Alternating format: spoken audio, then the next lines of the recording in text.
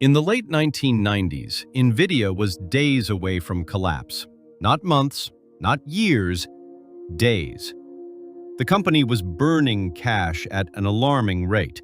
Its latest chip had failed, competitors were closing in, and Jensen Huang, the CEO, was sleeping on the floor of his office.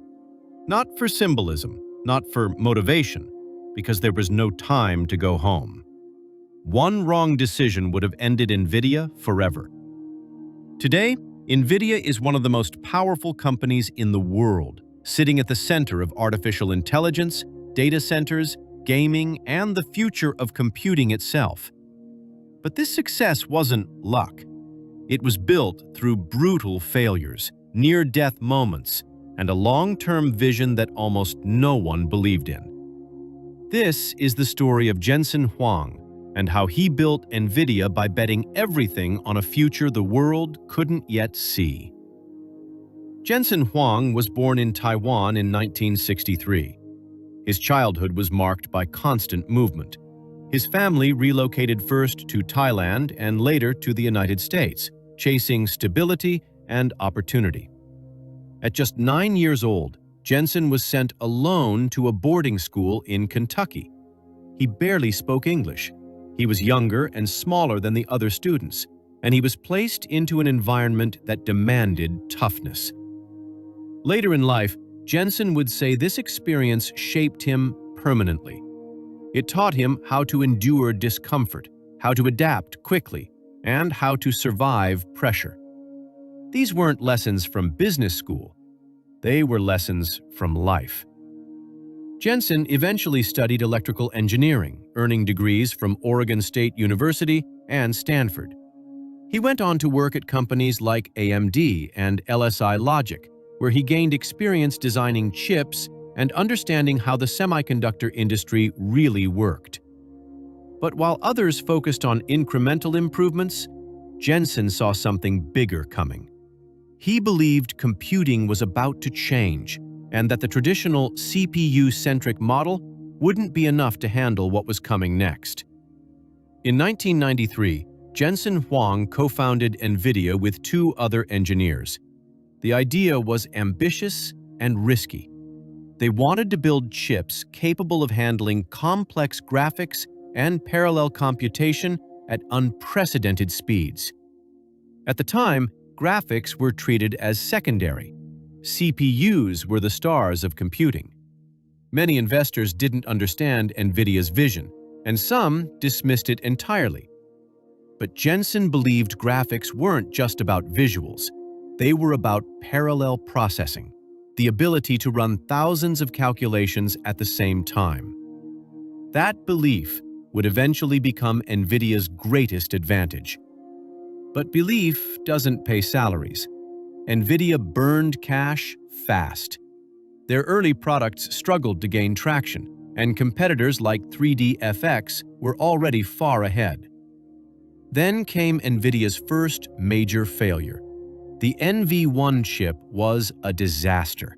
It was incompatible with industry standards, developers hated it, and sales collapsed. Millions of dollars disappeared almost overnight. For a young startup, this should have been the end. Many companies would have tried to slowly patch the product, defend the decision, or shift blame. Jensen did none of that. He made a brutal call. He killed the entire product line. NVIDIA would start over. This decision nearly destroyed the company, but Jensen believed it was better to fail fast than die slowly. NVIDIA regrouped and poured everything it had into a new chip called the Riva 128. This was an all-or-nothing bet. If it failed, NVIDIA would run out of money and disappear. The pressure inside the company was immense. Engineers worked around the clock. Deadlines were unforgiving. Mistakes were costly. But the gamble worked. The Riva 128 succeeded, saving NVIDIA from bankruptcy. Shortly after, NVIDIA went public in 1999. It looked like the company had finally made it. In reality, the hardest part was still ahead. the graphics market turned into a war zone. Dozens of companies fought for dominance, and most of them vanished.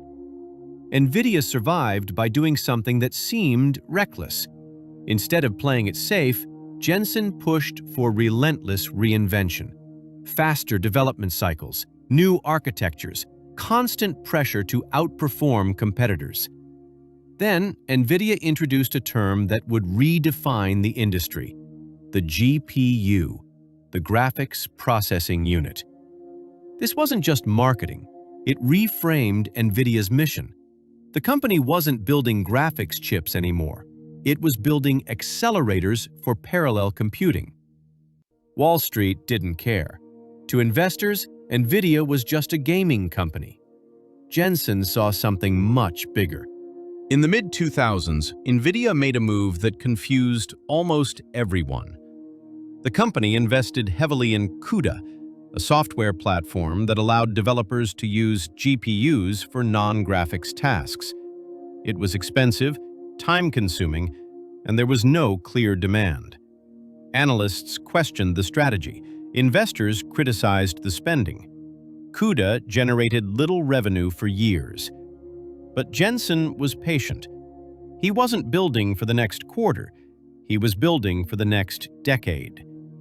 For a long time, NVIDIA looked like a good company, not a great one. Gaming drove revenue. Data centers were small. Artificial intelligence was mostly academic research. But quietly, researchers began experimenting.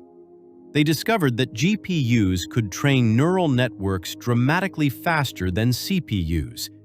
Slowly, demand started to grow, and NVIDIA was ready.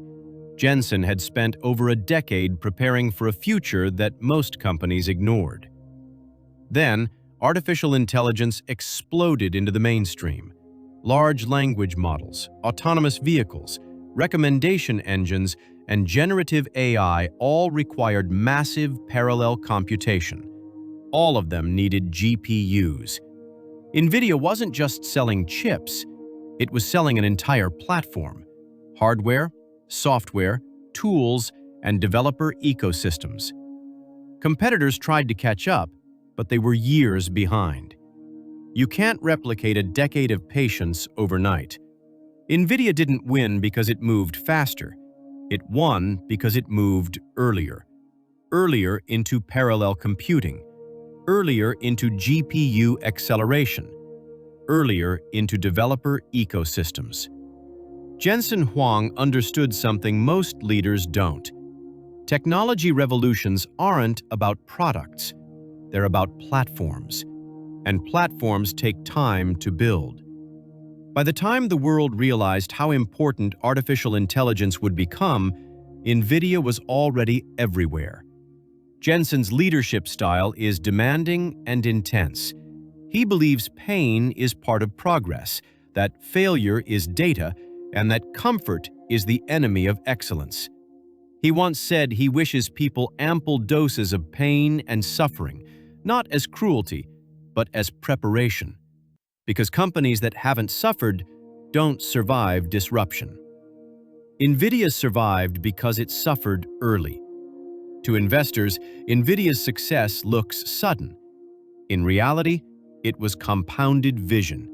Years of unpopular decisions, long periods of being misunderstood, relentless focus on long-term advantage. The real lesson of Jensen Huang is that the biggest opportunities often look boring, expensive, or unnecessary until they become inevitable. Today, NVIDIA stands at the center of the AI revolution. But Jensen Huang isn't celebrating. He's already focused on what comes next. Because history keeps proving the same lesson. The future doesn't reward comfort. It rewards those willing to bet early, endure longer, and stay patient when the world doubts them. This wasn't just the story of NVIDIA. It was the story of seeing the future and refusing to let go of it. If this story gave you a new perspective, hit like and subscribe. On the CEO Stories Hub, We tell the real stories behind the world's most powerful CEOs, the failures, the risks, and the lessons investors care about. The next story is already coming, and it might change how you see another iconic company. See you in the next one.